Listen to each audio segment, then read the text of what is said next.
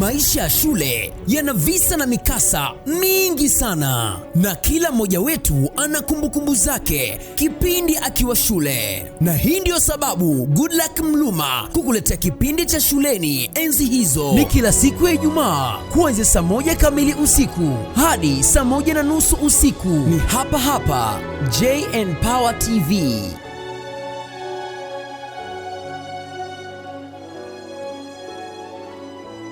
Bwana, mambo vipi?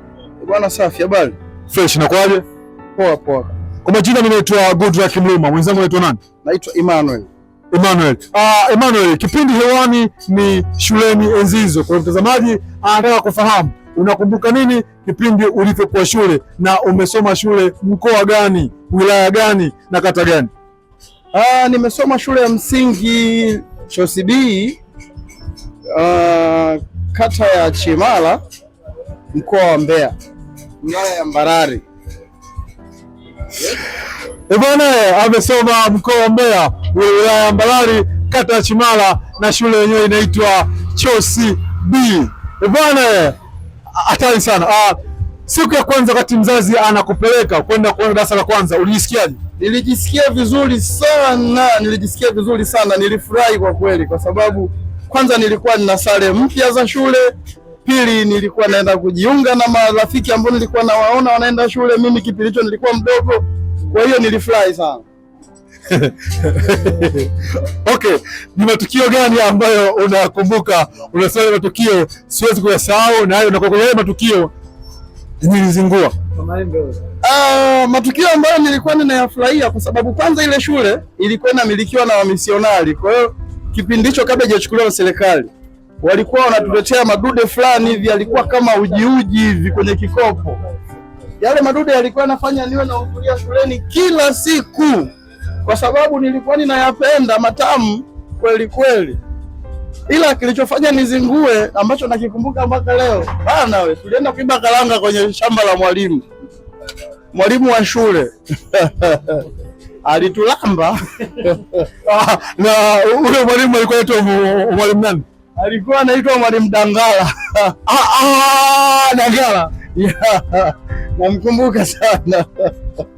Mwalimu Dangala ndiye alikuwa anapiga viboko bwana, na tukio kubwa ilikuwa walienda kuiba karanga shambani kwake. Na sio tu karanga, tushaimwibia hadi baskeli, ilikuwa noma. Mwalimu kapaki baskeli yake vizuri, si tukaiba bwana. Na mkapeleka wapi? Si unajua wanafunzi tena, afu akili za utoto. Tulikuwa tunapokezana kuendesha. Anaenda nayo huyu, anarudi nayo huyu, anarudi nayo huyu. Kwa hiyo mwisho wa siku bwana, ile baskeli ikapata pancha. Kuirudisha Jau, ikabidi tuitupie polini huko. Lakini waliiona na wakaja kugundua ni sisi, tulichapwa viboko sana. Siji kusahau. Hatari sana. Kipindi hewani ni Shuleni Enzi Hizo. Bado endelea kupiga story na mshikaji ili azidi kutujuza mengi ambayo yalimkuta kipindi alipokuwa shule. Ni washikaji gani ambao unawakumbuka na ambao mlifanya nao ile tukio la wizi wa baskeli? Washikaji nao wakumbuka ambao tulifanya nao ile tukio. Sasa hivi tumeshakuwa wakubwa sana. Namkumbuka alikuwa anaitwa Sabiti Njavike. Namkumbuka mwingine alikuwa anaitwa Pati, jina la utani tulikuwa tunamuita Jombi, yule jamaa ndo aliyeiba baskeli. Alikuwa mbaya sana. Hatari sana. Okay, bado naendelea kupiga story na jamaa hapa, huku kuendelea na kazi zake hapa ndani za kuendelea kuweka watu sawa, kuzidi kuwapendezesha. Wakati upo nini shuleni, ulikuwa unapendelea mchezo gani? Michezo nilikuwa napendelea nikiwa shule, nilikuwa mtukutu sana. Kwanza nilikuwa napenda mpira, lakini pia nilikuwa napenda, of course ni mpira tu, mpira wa miguu. Yes. Okay, vijana wengi kwa wako shule ya msingi kwa wanaanzisha mahusiano. Ni wakati uko shule ya msingi ulikuwa kwenye mahusiano? Baba, nikiwa shule ya msingi kwanza nilikuwa sijui hata mahusiano ni nini. Hususan ya kimapenzi nilikuwa sijui kabisa. Kwa hiyo nilikuwa mdogo kiasi kwamba nilikuwa sijui hata kama kuna mapenzi tena. Hao ndio zetu kwa tunadanganya na wazazi kwamba mama mtoto nilimokota mlimani. Kwanza yani issue kuhusiana na sex, mtu akikwambia anakupenda unaona kama matusi.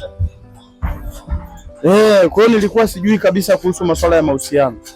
Alafu kuhusu mtoto upatikanaji wake, tulikuwa tunasikia tu mama anasema naenda hospitali kukuletea mdogo wako. Kwa hiyo sikuwahi kuwa na mahusiano tena. Lakini kwa kizazi cha sasa mtoto wa miaka 2-3 yani anajua kila kitu.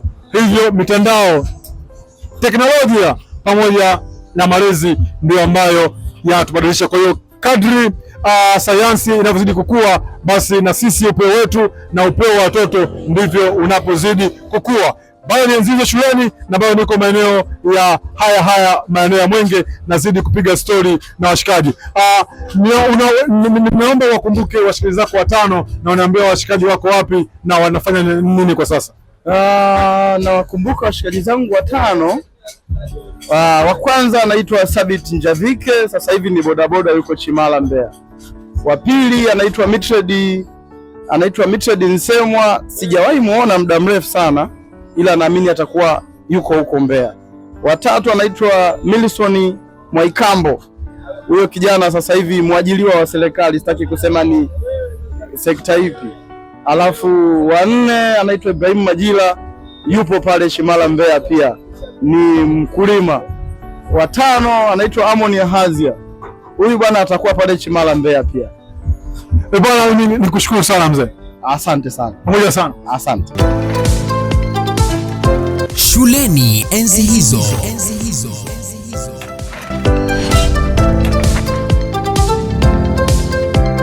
Yule anachalaza, sio kuchapa. Anachalaza. Tushaimwibia hadi baskeli, ilikuwa noma. Mwalimu kapaki baskeli yake vizuri, si tukaiba bwana. Yaani huwezi kumlazimisha mtoto wa sasa hivi asome kwa alivyosoma zamani. Kati ya kichwa, pindisha mkono wako ukigusa hapa, wanakuambia sasa wewe unafaa kuanza darasa la kwanza. Adhabu ya wanafunzi wote hapa darasani nipige mimi mwalimu. Shangaa kamwangalia. Yaani bonge la dada. Ni Monica alikuwa bonge. Ni hatari sana. Tulienda kuiba karanga kwenye shamba la mwalimu wa shule. Alitulamba. Paul Karpi. Kidogo alikuwa mkali sana. Alafu ndo alikuwa mwalimu wa hesabu. Mtangazaji achana na kitu kama hicho. Kutoroka muda wa kipindi, yani saa 2 tu nimefika shule nje kinuma, mimi narudi nyumbani. Nilikuwa smart girl, nilikuwa head girl shuleni. Shuleni Enzi Hizo, kila siku ya Ijumaa kuanzia saa 1 kamili usiku hadi saa 1:30 usiku, ni hapa JN Power TV.